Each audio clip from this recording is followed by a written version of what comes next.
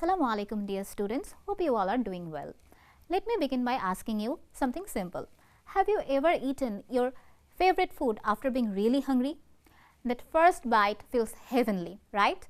The second bite feels amazing, but the third bite or the fourth bite might not feel quite the same. And this everyday incident holds the key to an important concept in economics known as the law of diminishing marginal utility. Dear students, this is Soeda Shagin Akhtar, lecturer of economics at the School of Business, Bangladesh Open University. In today's discussion, we will discuss about law of diminishing marginal utility and similar other concepts, related concepts like principle of EQ marginal utility and consumer equilibrium. It will be covered from your microeconomics course bearing the course code BBA 2307. You know, this program has been specially designed for the BBA students of Bangladesh Open University, but the students of MBA and BBA can also benefit from this content. Before we begin our discussion, I would suggest to keep a pen or paper or any noting device because you might need to make some necessary notes during the video broadcast, or you can also reach out to your designated course instructor from School of Business, Bangladesh Open University. So let's get started. Before we dive into the concept of law of diminishing marginal utility, we need to understand two basic concepts, that is utility and marginal utility. So what is utility? Utility is the happiness or satisfaction we get from consuming a good or a service. But utility is subjective, which means utility varies from person to person. We can measure utility in two ways, that is in ordinal method or in cardinal method. In cardinal utility approach, we assume that we can measure utility, that is 6 units of utility, 10 units of utility and so on. Now, what is marginal utility?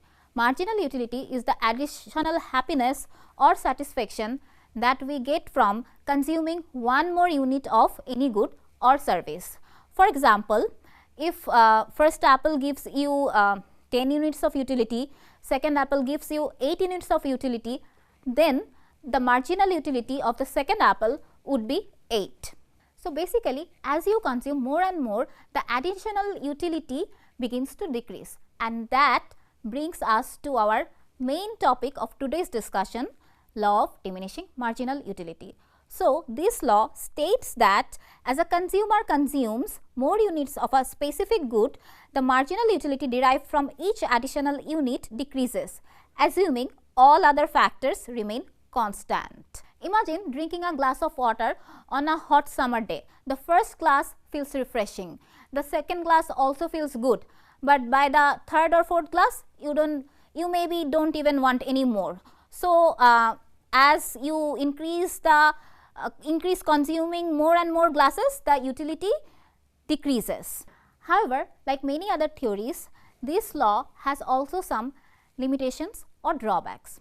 First, this law assumes that consumer's taste remains the same, which is not always possible in the real life. We often choose or consume product out of psychological bias or being impulsive. We don't always act in a rational way. For example, think of a collector who loves to collect rare coins. Any additional rare coin or any new coin would increase his utility rather than decreasing it. This law may also not hold for addiction. For example, for a smoker, additional cigarette or one more cigarette would give more utility or satisfaction to him, even though it is harmful for health in the long run. So while this law holds for many ordinary consumption cases, but it might not hold for every human behavior. Now let's move on to another important concept, that is principle of EQ marginal utility. This concept also builds on the idea of law of diminishing marginal utility.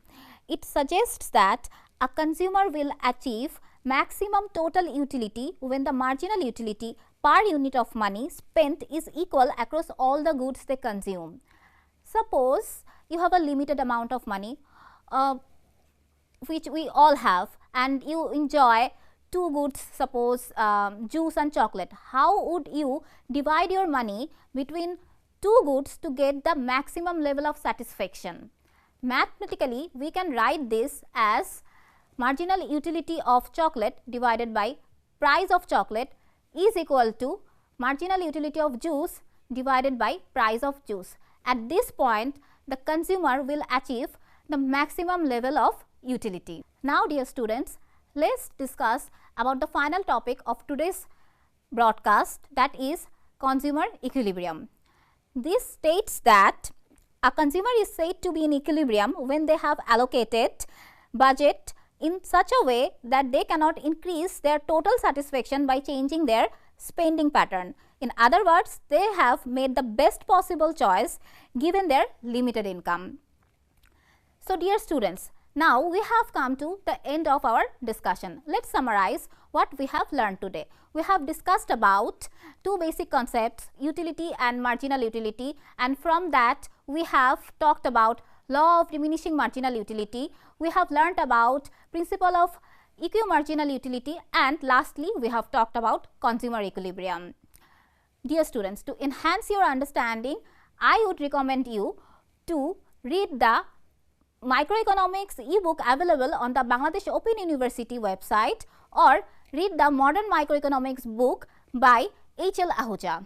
Keep watching our programs, and if you face any problems, you can email us at deanoffice.sob@gmail.com, or you can also mail us addressed Office of the Dean, School of Business, Bangladesh Open University, Gazipur 1705. Happy learning.